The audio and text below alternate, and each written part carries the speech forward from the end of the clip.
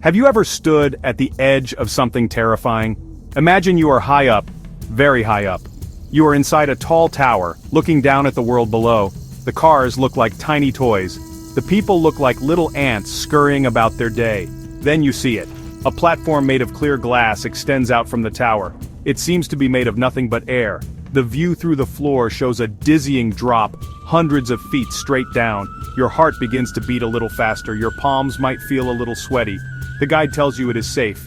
They insist the glass is thick and strong, designed to hold much more weight than yours. But your eyes tell you a very different story. They see only emptiness. This is a real place. It is a tourist attraction in Blackpool, England. People travel from all over the world to experience this feeling. They want to test their courage. They want to see if they can take that first, seemingly impossible step. The challenge is not with the legs, but with the mind. Your body is perfectly capable of walking onto the glass, but your mind screams in protest. It trusts what it sees, and what it sees is a dangerous, empty space. This moment of hesitation, this internal struggle between what you know to be true and what you feel to be true, is a powerful picture of a much deeper human experience. It is a perfect metaphor for the journey of faith. To take that step requires a decision. It is a choice to trust the words of the architect and the engineers over the loud warnings of your own senses. You have to believe in the unseen strength of the platform. You have to put your full weight on something that looks like nothing at all. Many people freeze at this point. They stand at the edge wanting to go forward but held back by a primal fear of falling. They might touch the glass with a toe, testing it, but they cannot bring themselves to commit fully.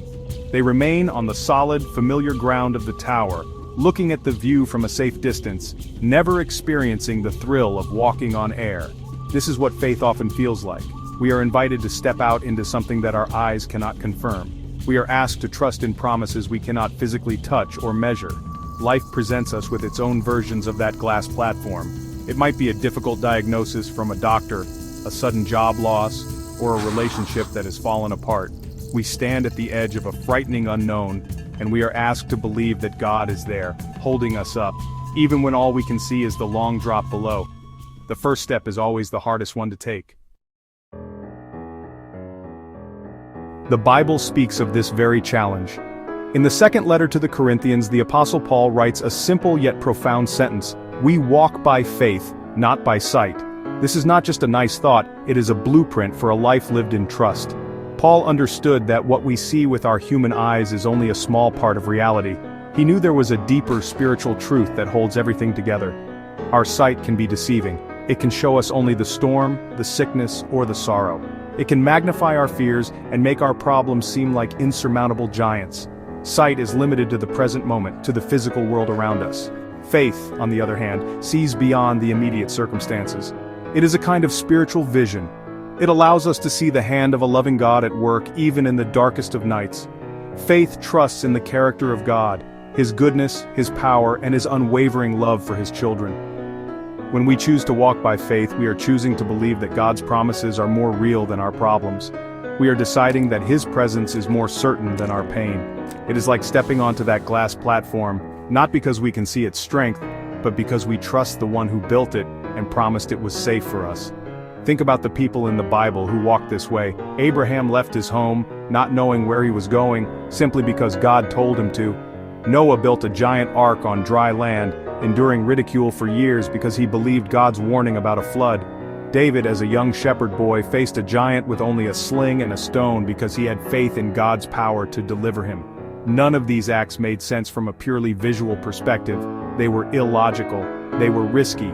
But these heroes of faith chose to trust what God said over what the world saw. They walked by faith. This kind of walk is not about ignoring reality.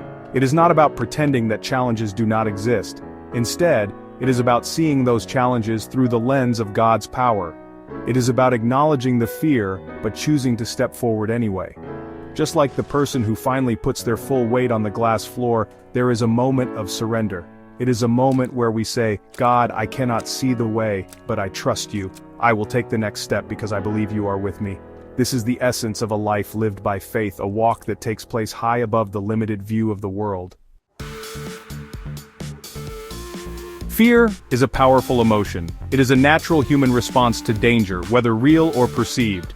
When a doctor gives us a scary diagnosis, Fear is the first voice we often hear. It whispers about the worst-case scenarios and fills our minds with anxiety about the future. When we lose a source of income or face an uncertain path, fear can paralyze us, making it difficult to move forward. In these moments, our world shrinks. All we can see are the towering walls of our problem. Our sight is completely filled with the threat in front of us. This is when the call to walk by faith becomes most urgent and also most difficult. It is in these very moments of fear and weakness that God invites us to trust Him most deeply. He does not ask us to be fearless on our own. He asks us to place our fear in His hands. He wants us to lean on His strength when ours is gone. Trusting God during hard times is like closing your eyes on that glass platform and taking a step, relying completely on the promise that you will not fall. It is an active choice to shift your focus from the size of your storm to the size of your God. It is remembering that the one who created the universe is also the one who is holding you. Believing in God's promises acts as a powerful antidote to fear. The Bible is filled with them. Promises that He will never leave us nor forsake us. Promises that His grace is sufficient for us. Promises that He can work all things together for the good of those who love Him. When we are sick, we can hold on to the promise that He is our healer. When we are afraid, we can remember that He has not given us a spirit of fear, but of power, love, and a sound mind.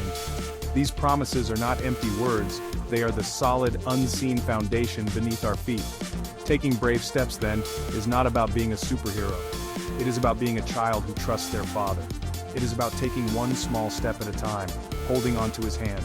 Maybe the first step is simply a prayer whispering, "God, I am scared, but I trust you." The next step might be opening your Bible to find a promise to hold on to.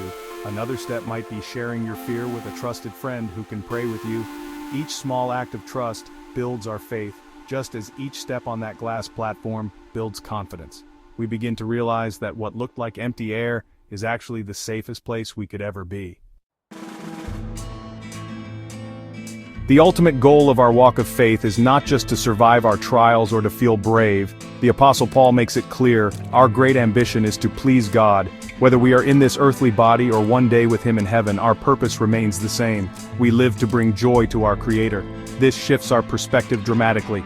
Suddenly, our daily struggles are not just obstacles to be overcome, they are opportunities to demonstrate our trust in Him. Every decision, every challenge, and every fear becomes a chance to say, I want to honor you with my response. I want to please you with my faith.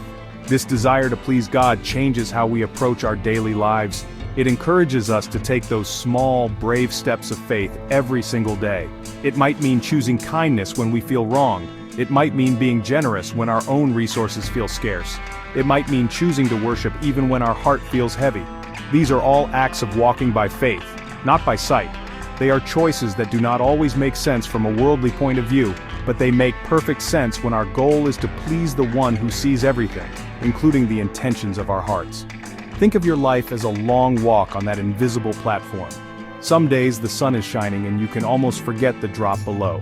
You walk with confidence and joy. Other days the fog rolls in and you cannot even see your own feet. Fear creeps in and every step feels like a terrible risk.